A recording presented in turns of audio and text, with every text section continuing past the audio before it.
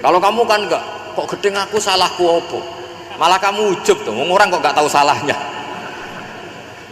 Kamu jadi suami, istrinya ngomel, kurang apa saya sebagai suami? Ya kurang banyak, ndak ganteng, ndak kaya, ndak ini. Malah kalau diterangkan malah parah toh. Ya sudah, rileks saja. Kalau dia ngomel ya tadi, alhamdulillah dapat pahala tanpa apa? Biaya. Terus ngomel kan butuh energi, paling yang ndak kuat 3 jam. Nanti juga berhenti apa? Sendiri. Terus ambil nilai positifnya, misalnya ngomel sama suaminya, bagus lah. Kalau ngomel sama tetangga malah kayak apa gitu aja udah. Jadi ulama dulu itu gampang sekali melihat apa? Melihat hidup. Rasulullah ya gitu, melihat hidup tuh gampang saja. Ketika tanya, ya Aisyah apa ada sarapan? Tidak ada ya Rasulullah, ya sudah saya tak puasa. Jadi enteng saja. Kadang-kadang beliau ingin puasa ya puasa sunat, ada sarapan nggak jadi puasa. Rileks. Nabi itu rileks. Kalau ngajari kebaikan juga rileks. Nah sekarang itu banyak orang yang karena mungkin kurang baca, Islam itu kayak menjadi aturan yang bengis, yang repot, yang mengekang. Itu ndak seperti itu. Yuridu wa bikumul yusra wala yuridu bikumul usra. Allah menghendaki agama ini mudah. Sehingga ada sahabat di Imami Mu'ad itu baca Baqarah. Sahabat ini pekerja petani, mufarokoh ditinggal. Ketika Mu'ad lapor, ya Rasulullah ini ada orang munafik, tengah-tengah sholat mufarokoh saya ditinggal. Yang disalahin itu tidak yang ninggal tapi Mu'ad.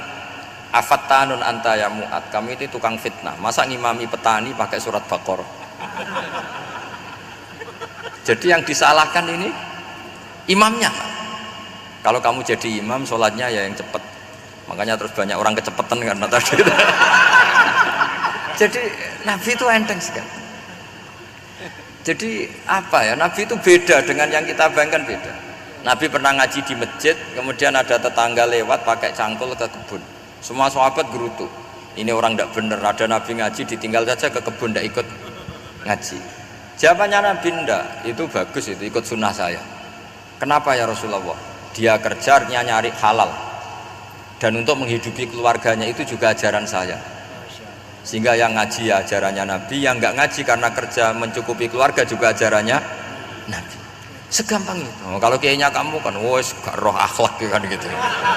Nabi rileks saja nggak gini. Sampai bisa lihat itu di Ihya, di bab Fadhailul Kasbi. Makanya ini apa penting sekali supaya orang itu apa ya berpikir Islam atau mendakwahkan Islam itu berdasar sanad ya yang muttasil yang pernah dilakukan Rasulullah Shallallahu Alaihi Wasallam. Semoga barokah. Assalamualaikum warahmatullahi wabarakatuh.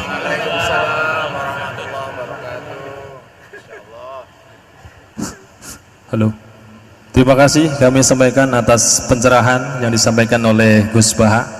Alhamdulillah ini masih ada waktu yang sangat panjang sehingga kita akan buka sesi tanya jawab.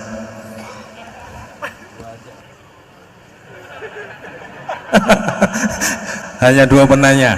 Monggo siapa yang mau nanya? Kang Mujib. Ibu? Ibu 1. Ya, monggo. 2 saja. Monggo.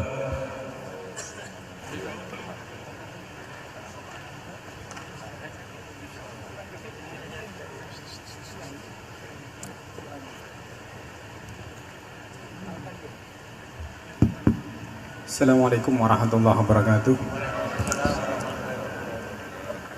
Allahumma arinal haqqa haqqa warzuqna tiba'ah wa arinal batila batila warzuqna tinabah. Gus, di era sekarang ini terlalu banyak kiai. Jadi saking banyaknya kita yang awam ini bingung mana kiai yang benar, yang betul-betul benar menurut Allah. Mana yang seperti nampaknya benar tapi ternyata itu tidak seperti yang diinginkan Allah. Jadi cara pandang panjenengan ini bagi saya sudah luar biasa mencerahkan sekali. Jadi karena itu kami mohon, ini kebetulan ada ketua yayasan juga, ada Pak Rektor, ada baiknya kampus ini mulai mendekatkan tradisi keilmuan santri dan akademik ngaji yang fundamental begini. Saya usul itu Bu, bagaimana 1 bulan sekali lah Gus Bahak kerso ke Semarang. Itu yang pertama. Yang kedua, saya juga termasuk orang yang gelisah dengan realitas sekarang. Saya juga mau ngajukan permohonan kepada Gus Baha. Permohonan yang paling ini, mbok jenengan nulis satu buku, saya Muslim, saya happy gitu loh. Ini kayaknya pas banget ini. Jadi ben ora ketok kok serius banget beragama, saiki iki abot banget gitu. Itu yang ketiga, ini penting sekali bagi kita orang-orang tua. Zaman saiki golek anak iso ngalim kok Gus Baha angel. Jadi saya ingin tolong Gus Baha ceritakan sejujur-jujurnya bagaimana orang tua jenengan didik sejak kecil sampai iso koyo sampean sakniki. Cekap saya kira. Assalamualaikum warahmatullahi wabarakatuh.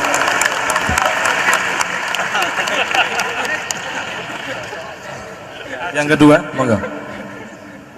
Mohon dibantu mic.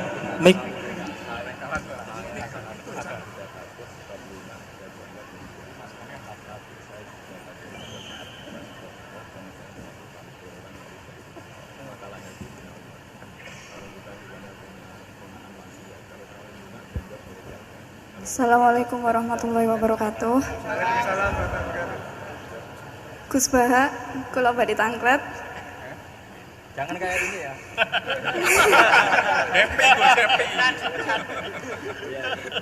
Untuk perempuan, hakikatnya menutup aurat niku pripun?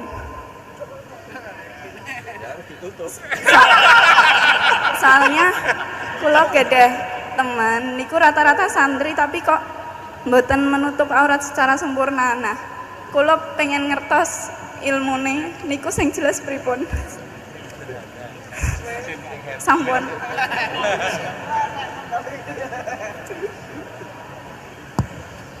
Ini sudah normal ya, pakai ini aja. Ini jawab yang Mbak dulu yang gampang gitu. Ya yang jelas itu satrul aurat itu ada yang fisik ya, kayak menutup aurat dalam mazhab Syafi'i kita tahu auratul mar'ah fis sholat itu ada pengecualian ilal wajah wal kafain. Tapi kalau kharijah sholat adalah jami'u badaniha dalam mazhab Syafi'i. Tapi dalam sebagian ulama mengatakan ilal wajah wal kafain tetap termasuk istisna di luar sholat. Itu dari segi fisik ya atau zahir.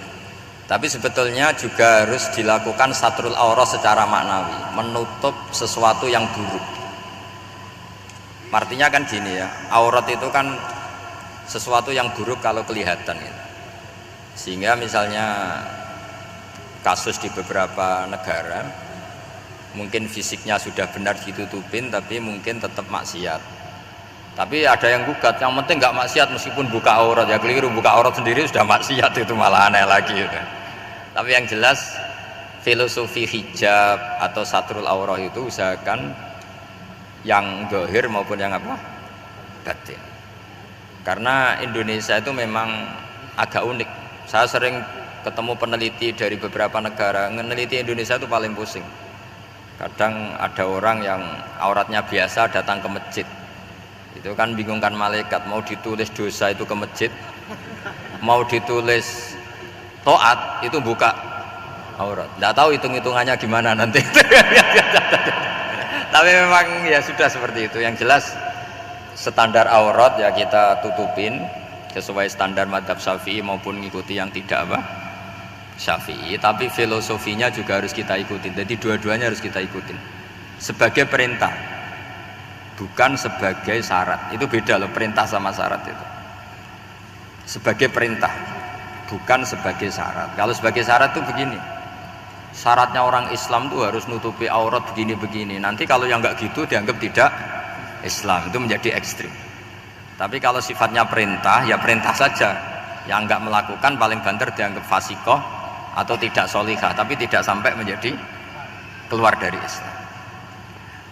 Ya jadi gitu ya. Jadi karena apa ya? Ya sudah seperti itu. Obsesi kita tentu ingin kesolehan, sebagai perintah. Saya ulang lagi, jangan biasakan kalau ada aturan itu sebagai syarat. Misalnya gini, kowe nak ora alim ra anakku, itu bahaya. Mosok ora alim terus ora anakku, karena rata-rata orang itu udah alim gitu. Nanti terputus dari bapaknya semua. Tapi hanya sifatnya perintah. Perintahnya seorang bapak ke kita supaya alim.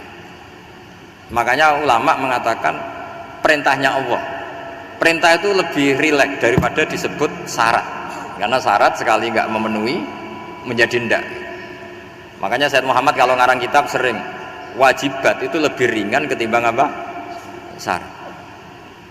Jadi beda kalau dalam filosofi ilmu itu. Jadi gampang perintah. Tentu yang nggak melakukan perintah itu ya kurang baik, tapi tidak sampai keluar dari apa? Islam. Karena perilaku kesolehan itu perintah, bukan syarat. Sehingga Nabi nanti ngendikan beberapa yang masyhur itu kan, syafaati li ahlil kabair min ummati. Meskipun umatnya yang nggak benar ya tetap diaku sebagai umat.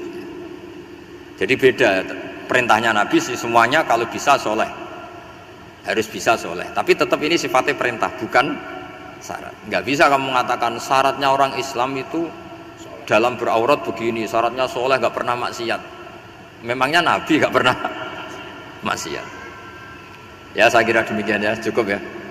Lah kalau ini resikonya dia seneng saya, makanya bagus dia tidak seneng saya, jadi enggak.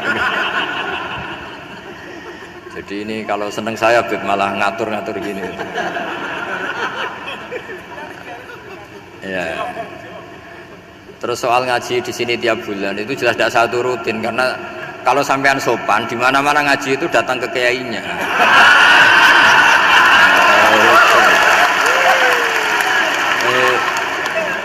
Itu kalau Imam Malik ada pertanyaan kayak anda dimarin, al ilmu yu'ta la ya'ti. Jadi sumur itu didatangin, bukan sumurnya dipindah. Ini enggak sopan sekali.